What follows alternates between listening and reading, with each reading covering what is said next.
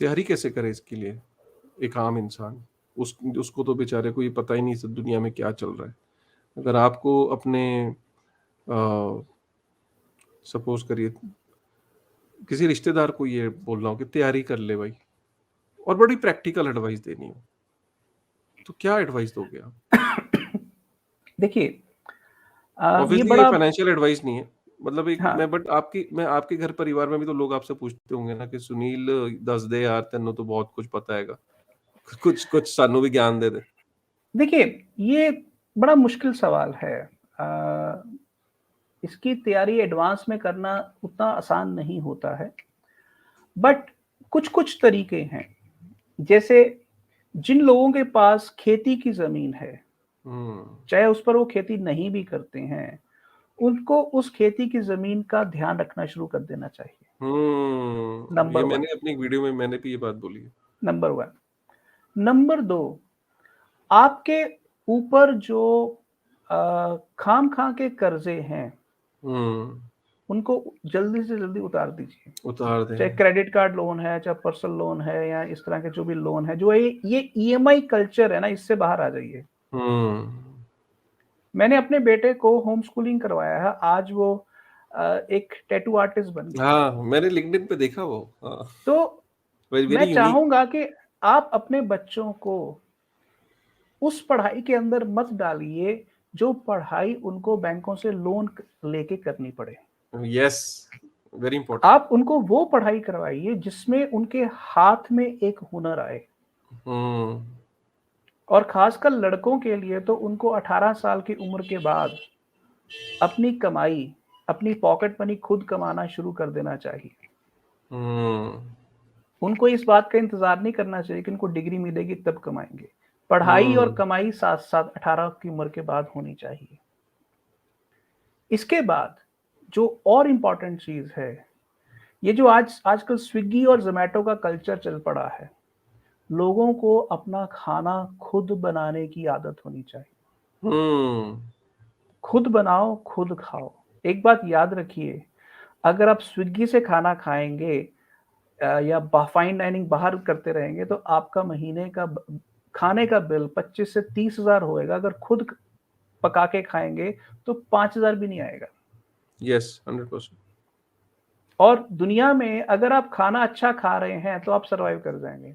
आप ये याद रखिए, 10,000 रुपए में 4 बंदों की रसोई एक क्लास चलती है आज भी हिंदुस्तान में।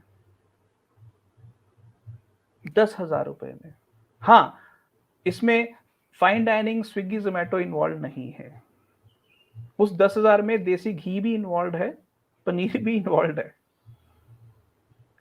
प्रॉब्लम क्या है कि हम लोगों ने जो बहुत जरूरी खर्चे हैं, उनके साथ साथ बहुत सारे गैर जरूरी खर्चे पाल लिए हैं। कार की किस्त, क्रेडिट कार्ड की किस्त, पर्सनल लोन की किस्त, घर की किस्त, स्कूल लोन की किस्त, वगैरह वगैरह।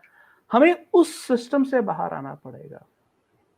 और अगर हम इन 2-4 मोटी मोटी चीजों का ख्याल रख लें तो हम हर बुरा वक्त निकाल सकते हैं। और फंडामेंटली अगर किसी से उधार भी लिया है, उसको शक्ल जरूर दिखाओ, उससे भागो मत। और आपस में कम से कम 2-4 दोस्त ऐसे जरूर बना के रखो जो आपको अगर 10,000 रुपया कैश नहीं भी दे सकते, तो अगर उनको ये पता चले कि आपके घर में आटा नहीं है, तो वो आपके घर में खाने का इंतजाम जरूर कर दें। हमें फंडामेंटल ह्यूमन वैल्यूज के ऊपर आना पड़ेगा। याद रखिए, जब पहली बार सातोशी नाकामोटो ने अपने बाकी दोस्तों को जो उसी प्रोजेक्ट में शामिल हुए होंगे बिटकॉइन भेजे होंगे, तब बिटकॉइन की वैल्यू 0 थी। किसने उस वैल्यू को वैल्यू में तब्दील किया? दोस्ती ने, विश्वास ने। वो विश्वास करते थे कि this can work, this will work. Bitcoin विश्वास की धरती के ऊपर खड़ा है। क्रिप्टो भी विश्वास की धरती के ऊपर ही खड़ी होगी। आज डॉलर इसलिए खड़ा है कि आम जनता उस पर विश्वास करती है। अगर वो विश्वास कल को टूट गया तो लोग अपना विश्वास उसकी बजाय किसी और चीज में करना शुरू करेंगे। आज बड़ा सवाल ये है कि हम विश्वास किस पर करें। हम सरकारी इंस्टीट्यूशंस पर हमें विश्वास अब कर संभलता हुआ नजर नहीं आ रहा है। हमें अपने आप पर विश्वास करना पड़ेगा और अपने चुनिंदा दोस्तों पर विश्वास करना पड़ेगा, अपनी कम्युनिटी पर विश्वास करना पड़ेगा। यही तरीका है।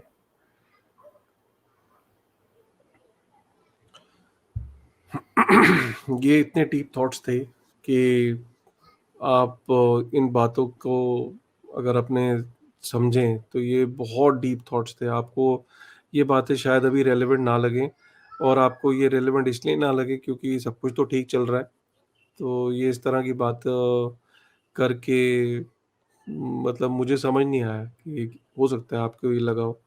इन बातों को समझने के लिए थोड़ा सा 1 मिनट को अपने एक सिमुलेशन बनाइएगा अपने आसपास कि यार मैं कहता हूँ कि 1 मिनट को ये हो गया, एक ऐसी सिचुएशन आ गई कि जहाँ पे ये चीज़ें सुधरती भी नहीं दिख रही, या एक ऐसी क्राइसिस का समय आ गया, तो उस समय में कौन कौन सी ऐसी चीज़ें आएंगी होंगी जो मेरे काम आएंगी। और ये प्रोबेबिलिटी जो है ऐसी चीज़ों की वो दिन प्रतिदिन बढ़ती चली जा रही है। जिस तरीके से जो ग्लोबल जो केओस है इस वक्त, चाहे currency chaos, economic chaos, war का केओस, रशिया यूक्रेन छोड़िए, आज ताइवान को देखिए, चाइना का ताइवान के लिए स्टांस, अमेरिका का चाइना ताइवान को बचाना, और इधर से उसका रशिया के साथ हाथ लगाना, दुनिया 2-3 भागों में बंटती हुई दिख रही है, क्लियर है। कोई रॉकेट साइंस नहीं, कॉमन सेंस है, आपको दिख रहा है ये। अब आप ये कह रहे हो कि ये वहां हो रहा है, ये मेरे घर तक थोड़ी ना आएगा।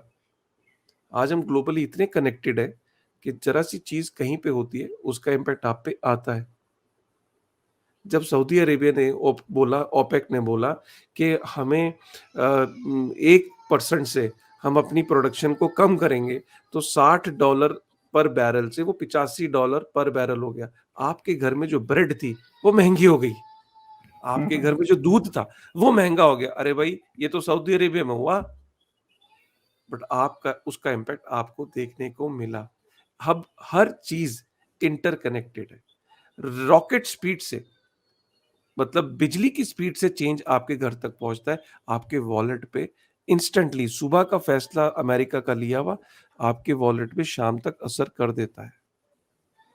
अगर आप इस बात की डेप्थ में जाएंगे तो आप समझेंगे कि हाँ, ऐसा है।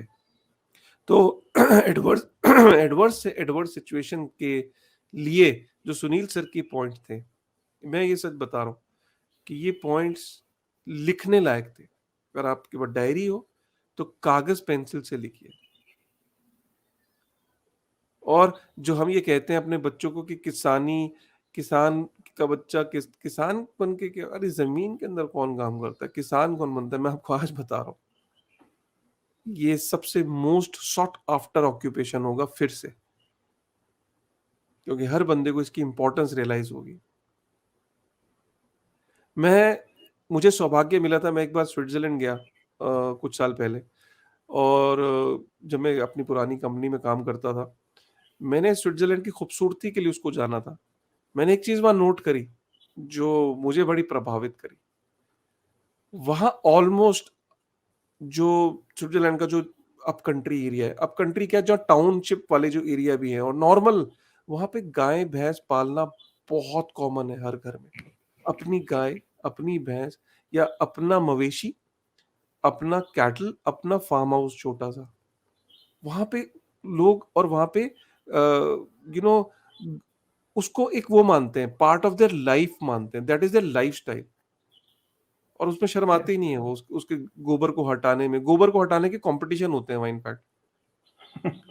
तो मैंने देखा कि यार वो ये जो कल्चर है वो उसको हमने, एक्चुअली ये कल्चर हमारा था, वेस्टर्न वर्ल्ड ने इसको अडॉप्ट कर लिया, हमने छोड़ दिया।